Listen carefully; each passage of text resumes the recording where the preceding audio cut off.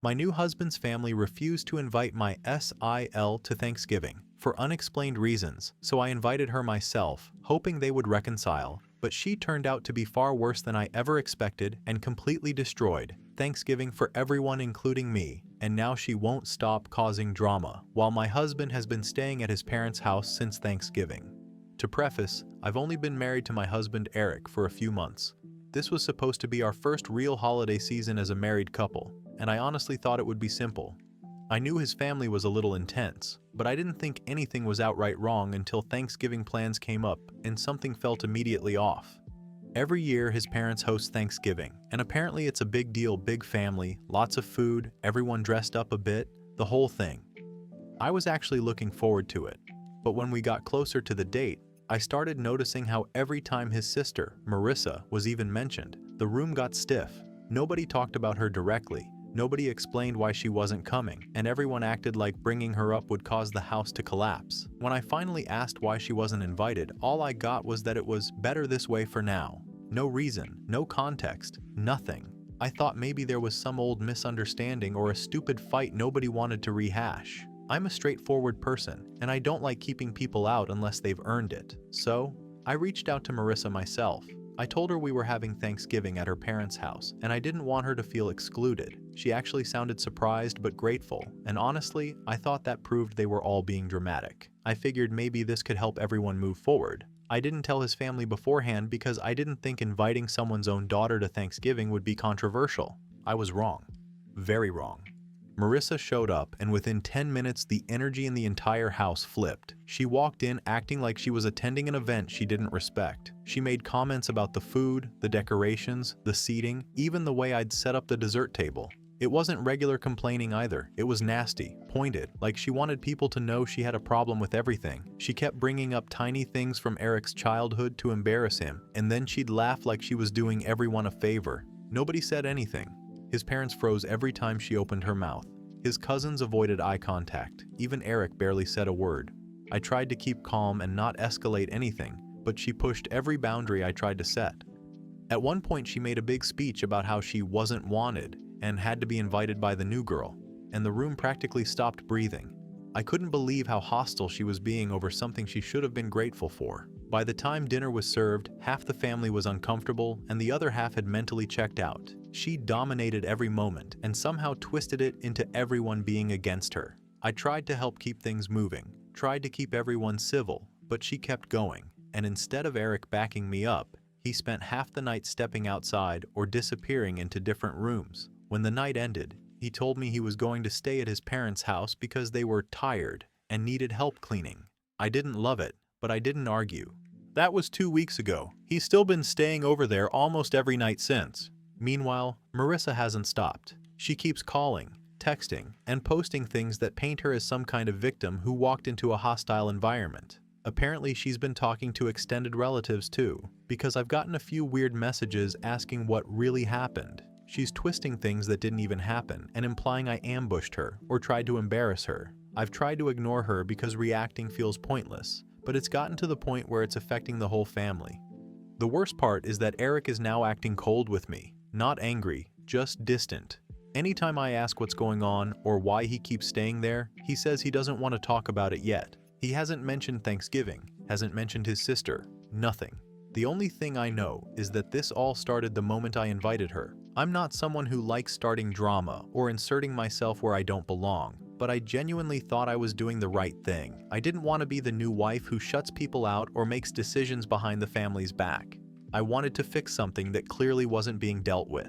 But instead, everything blew up, and now I'm the one everyone is tense around while Marissa acts like I personally attacked her. Update 1. The family drama didn't calm down after my sister-in-law spent all her time spinning her own version of Thanksgiving. If anything, it got louder. I thought the lies she was telling would stay between a few relatives, but she decided to take it a step further and make it a whole show at the next family gathering. It was a small birthday dinner for one of the younger cousins, something low-key that we always attend. I almost didn't go because my husband was still staying at his parents' house most nights and barely talking to me, but I didn't want to look like I was avoiding anything. I also didn't want to give his sister more room to twist the story, so I went. She showed up late and walked in like she was bracing for an audience. She went straight into acting stiff and fragile, making small comments under her breath about how she wasn't wanted here either. She said it loud enough so a few people would hear but pretended she didn't notice them looking. It was the same pattern as Thanksgiving, just more controlled this time because she knew she had a room full of people watching her.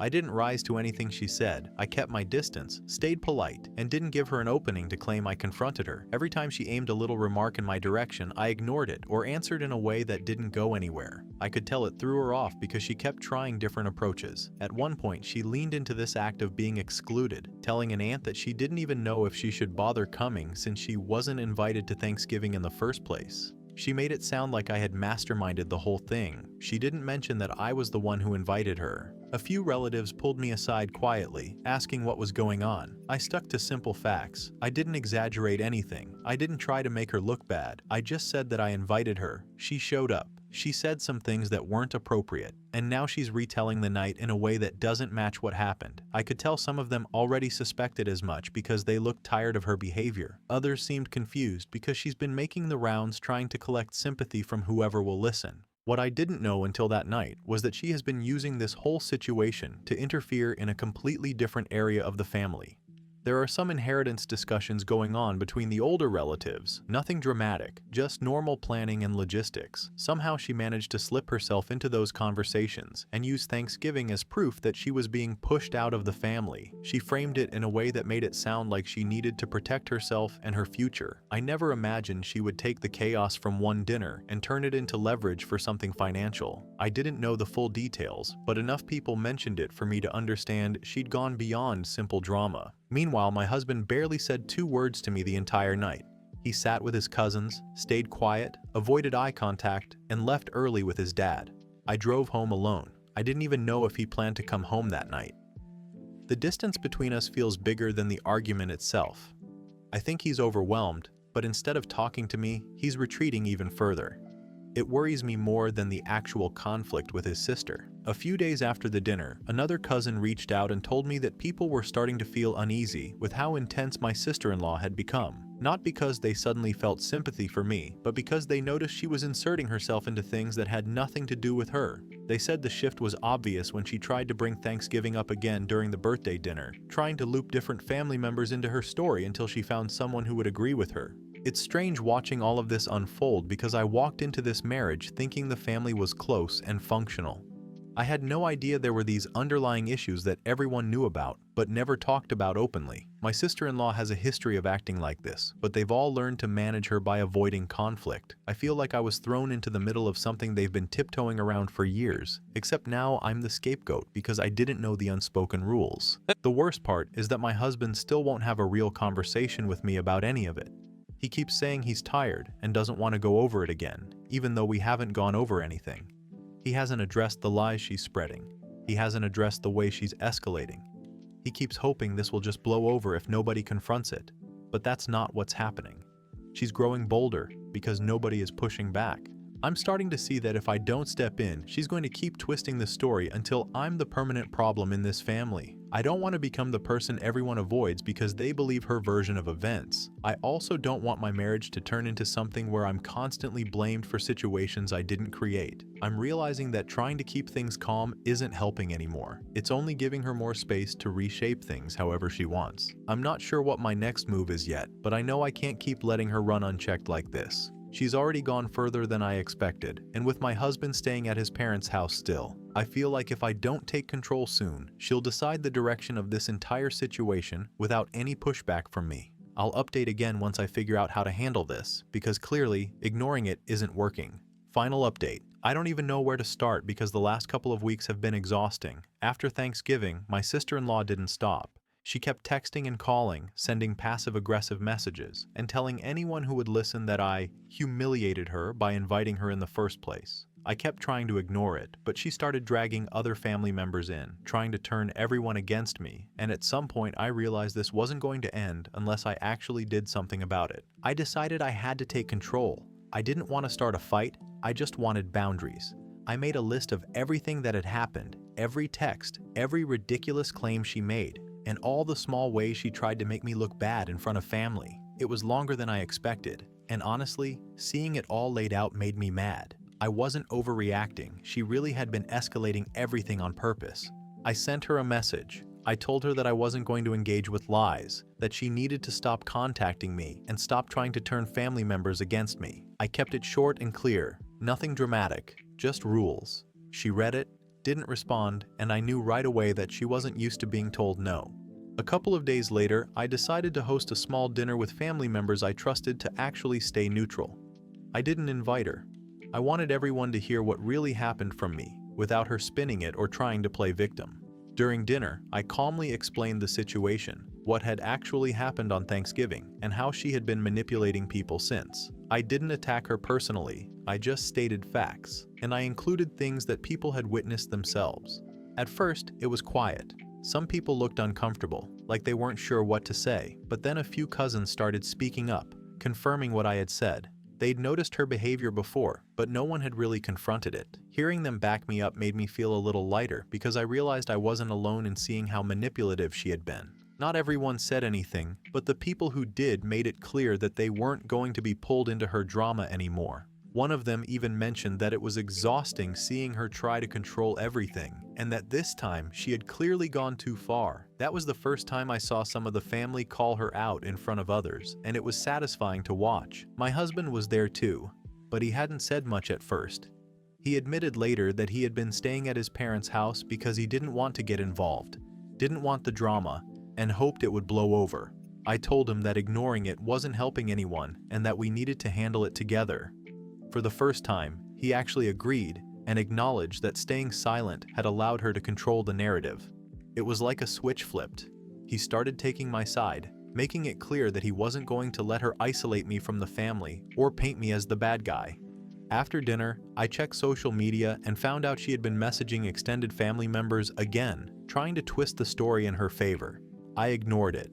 I realized she could talk all she wanted, but without anyone actually amplifying her story, she couldn't do anything, and the more she tried, the more people could see the pattern of manipulation. A week later, she actually tried to confront me at a small family get-together. She came in expecting me to be defensive, but I wasn't. I calmly told her that her behavior was unacceptable, and that if she wanted to remain part of family events, she needed to follow the rules. No lies, no manipulation, no turning others against me. She started yelling, trying to make it seem like I was being controlling, but by that point, everyone else was tired of it. Several relatives told her to stop, and she stormed out.